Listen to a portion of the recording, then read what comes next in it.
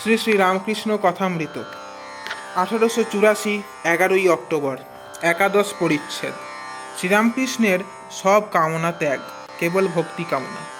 শ্রীরামকৃষ্ণ বলিতেছেন, নারদকে রাম বললেন, তুমি আমার কাছে কিছু বর চাও। নারদ বললেন, রাম, আমার আর কি বাকি আছে, কি বর লব? তবে যদি একান্ত বর দিবে, এই বর দাও যেন তোমার পাদপদ্মে শুদ্ধা ভক্তি থাকে, আর যেন তোমার ভুবনমোহিনী মায়ায় মুগ্ধ না হই। রাম বললেন, নারদ, আর কিছু বর লও। নারদ আবার বললেন, রাম, আর কিছু আমি চাই না, যেন তোমার পাদপদ্মে আমার শুদ্ধা ভক্তি থাকে, এই করো। আমি মার কাছে প্রার্থনা করেছিলাম, বলেছিলাম, মা, আমি লোকমান্য চাই না মা, অষ্টসিদ্ধি চাই না মা, ও মা, শতসিদ্ধি চাই না মা, দেহসুখ চাই না মা, কেবল এই করো যেন তোমার পাদপদ্মে শুদ্ধা ভক্তি হয় মা। আধ্যাত্মে আছে লক্ষণ রামকে জিজ্ঞাসা করলেন, রাম, তুমি কত ভাবে কত রূপে থাকো, কি রূপে তোমায় চিনতে পারবো? রাম বললেন, ভাই, একটা কথা জেনে রাখ, যেখানে উজ্জিতা বা উর্জিতা ভক্তি, সেখানে আমি নিশ্চয়ই আছি। উজ্জিতা বা উর্জিতা ভক্তিতে হাসে, কাঁদে, নাচে, গায়। যদি কারো এরূপ ভক্তি হয়, নিশ্চয় যেন ঈশ্বর সেখানে স্বয়ং বর্তমান। চৈতন্যদেবের ওই রূপ হয়েছিল। ভক্তেরা অবাক হইয়া শুনিতে লাগিলেন। দৈববাণীর ন্যায় এই কথা সকলে শুনিতেছিলেন। কেহ ভাবিতেছেন, ঠাকুর বলিতেছেন, প্রেমে হাসে, কাঁদে, নাচে, গায়। এ তো শুধু চৈতন্যদেবের অবস্থা নয়, ঠাকুরেরও তো এই অবস্থা। তবে কি এইখানে স্বয়ং ঈশ্বর সাক্ষাৎ বর্তমান? ঠাকুরের অমৃতময়ী কথা চলিতেছে, নিবৃত্ত মার্গের কথা। ঈশানকে যাহা মেঘ গম্ভীরের স্বরে বলিতেছেন, সেই কথা চলিতেছে। শ্রীরামকৃষ্ণ ঈশানের প্রতি, তুমি খোসামুদের কথায় ভুলো না। বিষয় লোক দেখলেই খোসামুদ এসে জুটে। মরা গরু একটা পেলে যত শকুনি এসে পড়ে। বিষয় লোকগুলোর পদার্থ নাই, যেন গোবরের ঝোড়া। খোসামুদেরা এসে বলবে, আপনি দানি, জ্ঞানী, ধ্যানী। বলা তো নয়, অমনি বাঁশ। ও কি, কতকগুলো সংসারী ব্রাহ্মণ পণ্ডিত নিয়ে রাত দিন বসে থাকা, আর খোসামদ শোনা। সংসারী লোকগুলো তিনজনের দাস। তাদের পদার্থ থাকে মেঘের দাস, টাকার দাস, মনিবের দাস। একজনের নাম করব না, 800 টাকা মাইনে, কিন্তু মেঘের দাস। উঠতে বললে ওঠে, বসতে বললে বসে।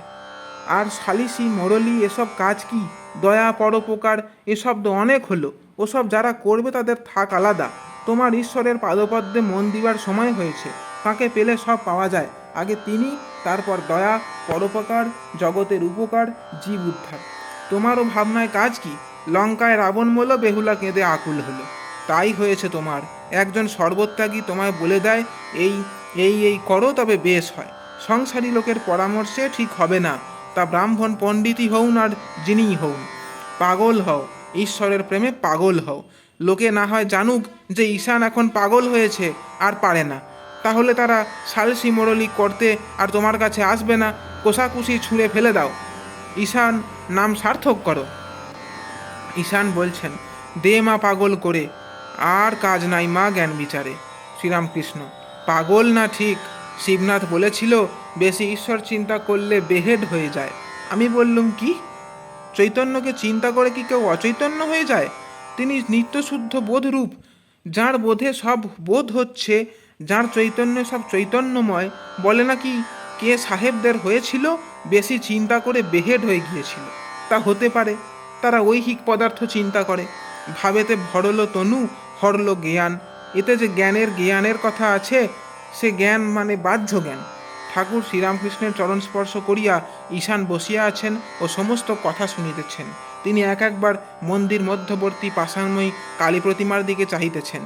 দীপালোকে মার মুখ হাসিতেছে, যেন দেবী অবির্ভূতা হইয়া ঠাকুর শ্রীরামকৃষ্ণের মুখনিসৃত বেদমন্ত্রতুল্য বাক্যগুলি শুনিয়া আনন্দ করিতেছেন। ঈশান শ্রীরামকৃষ্ণের প্রতি, যেসব কথা আপনি শ্রীমুখে বললেন, ওসব কথা ওইখান থেকে এসেছে। শ্রীরামকৃষ্ণ, আমি যন্ত্র, উনি যন্ত্রী। আমি ঘর, উনি ঘরণী। আমি রথ, উনি রথী। উনি যেমন চালান, আমি তেমনি চলি। যেমন বলান তেমনি বলি। কলিযুগে অন্য প্রকার দৈববাণী হয় না। তবে আছে বালক কি পাগল, এদের মুখ দিয়ে তিনি কথা কন। মানুষ গুরু হতে পারে না, ঈশ্বরের ইচ্ছাতেই সব হচ্ছে। মহাপাতক, অনেক দিনের পাতক, অনেক দিনের অজ্ঞান। তার কৃপা হলে এক্ষণে পালিয়ে যায়। 1000 বছরের অন্ধকার ঘরের ভিতর যদি হঠাৎ আলো আসে, তাহলে সেই 1000 বছরের অন্ধকার কি একটু একটু করে যায়, না এক্ষণে যায়? অবশ্য আলো দেখালেই সমস্ত অন্ধকার পালিয়ে যায়। মানুষ কি করবে? মানুষ অনেক কথা বলে দিতে পারে, কিন্তু শেষে সব ঈশ্বরের হাত। উকিল বলে আমি যা বলবার সব বলেছি, এখন হাকিমের হাত। ব্রহ্ম নিষ্ক্রিয়। তিনি যখন সৃষ্টি স্থিতি প্রলয় এই সকল কাজ করেন, তখন তাকে আদ্যাশক্তি বলে। সেই আদ্যাশক্তিকে প্রসন্ন করতে হয়। চণ্ডীতে আছে জানো না, দেবতারা আগে আদ্যাশক্তির স্তব করলেন, তিনি প্রসন্ন হলেন, তবে হরির যোগনিদ্রা ভাঙবে।